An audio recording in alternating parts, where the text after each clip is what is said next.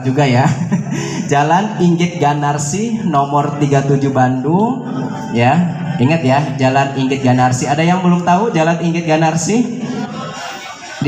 Terkenalnya apa ya Bu ya? Ancol ya. Oh, Ciatel kok Ancol. Ciatel ya, Ciatel. Biasanya kalau ada apa sih Bu yang foto itu Gumbian 1997. Dan Universitas Islam Bandung juga ya, program profesi psikolog tamat tahun 2000, dilanjutkan S2 di Sekolah Tinggi Ilmu Ekonomi Pasundan, program Magister Manajemen tamat tahun 2017 ya.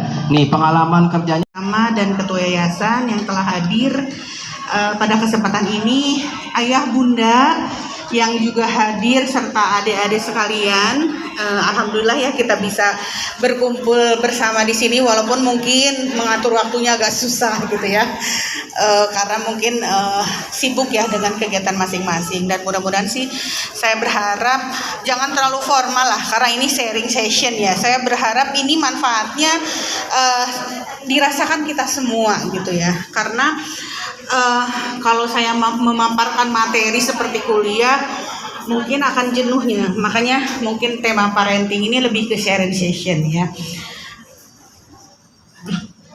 Nah, kita itu mengusung generasi alfa gitu, tapi kalau saya lihat di sini ternyata tidak hanya generasi alfanya mungkin ada beberapa ya, malahan ada beberapa, tapi kebanyakan di sini mungkin dari teman-teman itu banyaknya. Mungkin slide pertama saya menyajikan ke klasifikasi generasi. Jadi kalau kita lihat posisi saya, posisi ayah bunda, posisi adik-adik ada di generasi mana.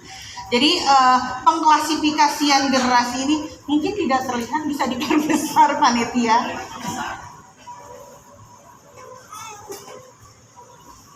Jadi tujuan mengklasifikasinya ini adalah mengetahui bagaimana pengalaman yang dialami oleh setiap individu terhadap perubahan teknologi ya, karena kita tidak bisa tidak bisa memungkiri bahwa sekarang hidup dengan teknologi, betul nggak ya.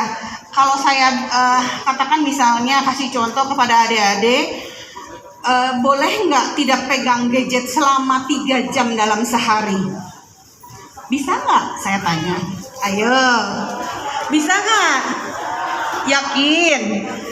Yakin, tapi yakinnya nggak sungguh-sungguh yakin kalau tanya ke kanan ke kiri ya. Saya nanya di sini loh, tapi menjawabnya yakin gitu ya. Artinya tidak yakin ya kalau seperti itu, tidak fokus gitu ya. Karena kalau saya tanya misalnya ya, saya punya mahasiswa suka kadang-kadang mereka menyajikan misalnya penelitian mengenai adiksi. Dan di adiksi itu dikatakan bahwa di teori kalau bermain gadget itu maksimal sehari ya Bu, 4 jam itu ulah adiksi. Saya bilang, kamu ini meneliti dengan lancarnya mengatakan bahwa frekuensi sekian dikatakan adiksi.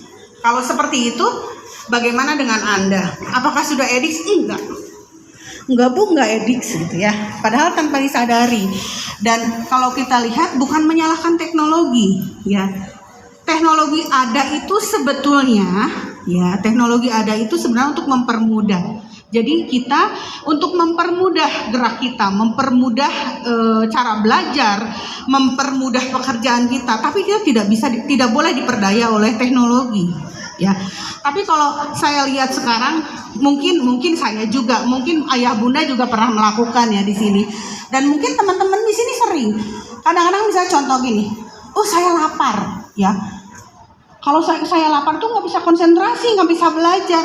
Begitu hidangan tersedia, apa yang dilakukan? Kalau saya tanya, makan misalnya di salah satu kafe, ya.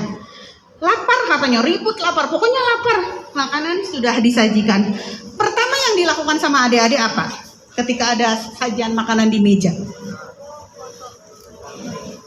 Gimana? Pilih-pilih dulu kata ibu. Yang lainnya? Diposting, dipoto dulu. Oh jangan dari sisi ini, kalau dari sisi ini nggak bagus. Pindah, keluar dulu bawa piringnya, difoto lagi gitu kan? Katanya lapar. Ya, itu ciri khas dan tidak bisa dipungkiri, betul nggak? lagi jalan, ada pemandangan yang kalau anak sekarang itu anti mainstream, berhenti dulu. Padahal mungkin saja itu di jalan tol, betul nggak? Berhenti, padahal tidak boleh. Itu membahayakan. Untuk apa? Selfie. Itu yang terjadi. Pernah melakukan adik-adik atau ibu perilaku seperti itu? Sering Kata Pak Dedi gitu ya.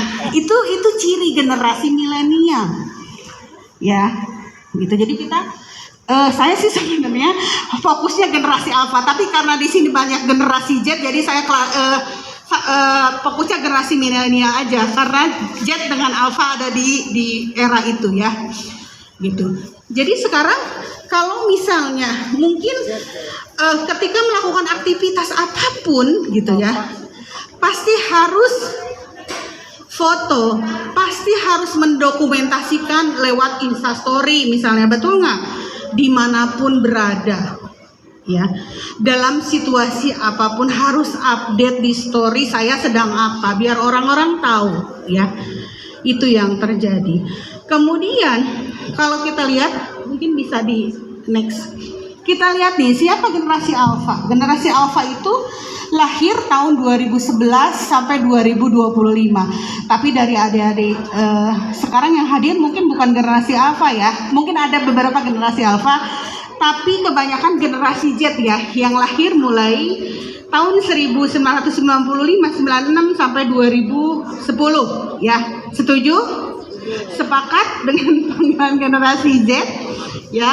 Nah, ada ciri-ciri generasi Alpha. Ini hampir sama sih sebenarnya pada generasi milenial. Cuman kalau kita bicara apa sih bedanya generasi Z dengan generasi Alpha? Kalau kita bicara setiap generasi mempunyai ciri, mempunyai karakteristik yang berbeda-beda ya. Kalau generasi Alpha karena dia dari lahir sudah ada teknologi, biasanya orang generasi Alpha itu anak 2 tahun juga sudah paham menggunakan gadget, sudah tahu teknologi touchscreen.